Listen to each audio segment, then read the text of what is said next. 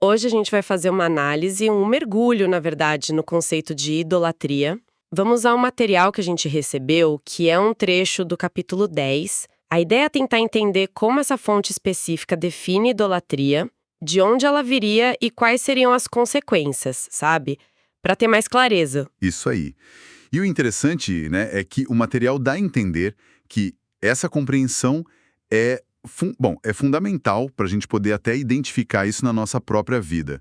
O ponto de partida que a fonte sugere é a gente olhar para as origens da coisa toda. Certo. E o texto começa falando daquela ideia de que existiria um anseio pela eternidade no coração humano, né? A fonte cita Eclesiastes para isso. Exato. E também que a gente teria um conhecimento, assim, instintivo do certo e errado, dos caminhos de Deus, na consciência. Aí menciona Romanos. Sim, Romanos 2. Isso descreve como um ponto decisivo, uma conjuntura crítica, eles chamam. Que seria o quê, exatamente? Seria aquele momento, sabe? Aquele ponto em que o ser humano escolhe ou busca a Deus de verdade, ou então cria uns deuses alternativos, os ídolos, né? Ah, entendi. E aí, para satisfazer a consciência e essa necessidade que a gente tem de adorar alguma coisa, a pessoa acaba definindo suas próprias regras para agradar esses ídolos que ela mesma criou.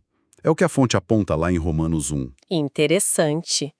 E tem uma definição de adoração nesse material que me chamou a atenção. Não é o que a gente geralmente pensa primeiro. Como assim? O argumento principal ali é que adoração não é só, tipo, cantar música ou fazer ritual.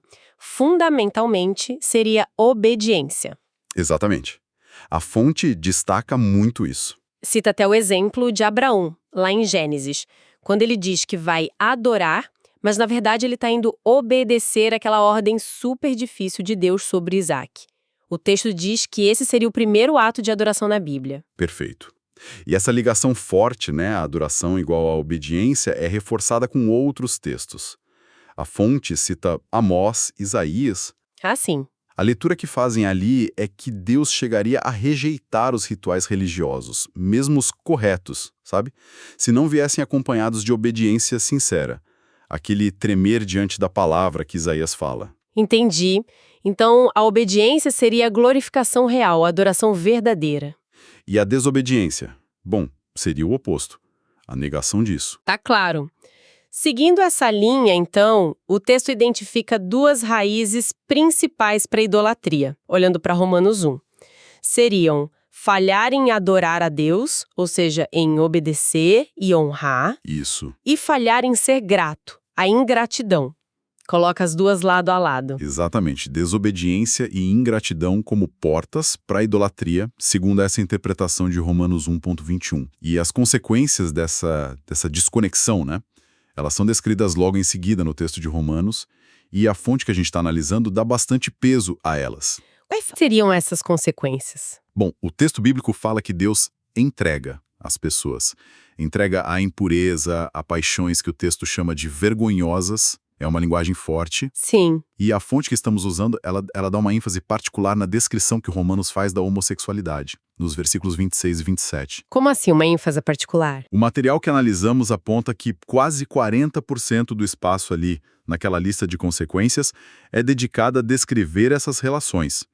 A fonte interpreta isso como um indicador especialmente visível na visão do autor de uma sociedade que está se afastando de Deus, trocando a verdade pela mentira, e que isso resultaria numa confusão de identidade, de gênero.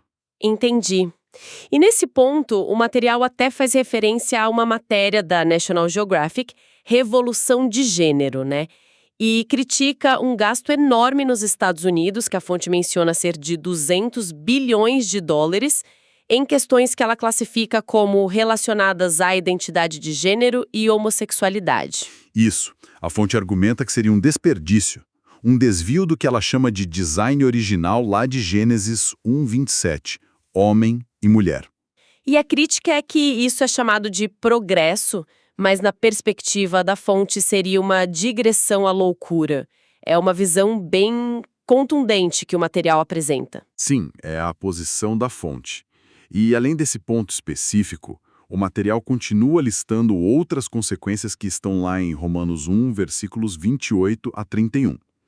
Injustiça, maldade, ganância, depravação, é uma lista longa. Inveja, homicídio, brigas. Engano, desobediência aos pais, tudo isso apresentado como resultado de uma disposição mental reprovável que viria de desprezar o conhecimento de Deus. Uma coisa leva a outra, na lógica do texto. Exato. E tem um ponto final ali em Romanos 1, no versículo 32, que a fonte também frisa bastante. As pessoas não só fariam essas coisas, mesmo sabendo que são erradas. Mas também, Aprovam quem faz. isso. Aprovariam quem pratica. É o fechamento dessa seção em Romanos, como interpretado pela fonte. Ok, então, para a gente amarrar o que essa fonte específica nos apresentou. A visão dela é que a adoração verdadeira está intrinsecamente ligada à obediência, à honra e à gratidão a Deus.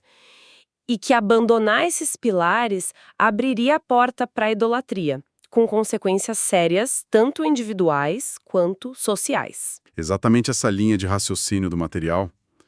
E ele termina, na verdade, com umas perguntas para reflexão que eu acho que vale a pena deixar no ar. Quais seriam? Algo como: que passos práticos a gente pode dar hoje para obedecer a algo que talvez perceba como uma direção de Deus? E como cultivar mais ativamente a gratidão? Gratidão pela escolha dele, pela comunicação, pela presença dele nessa caminhada de tentar obedecer. Boas perguntas para finalizar. Fica aí a reflexão, então, baseada nesse material que analisamos hoje.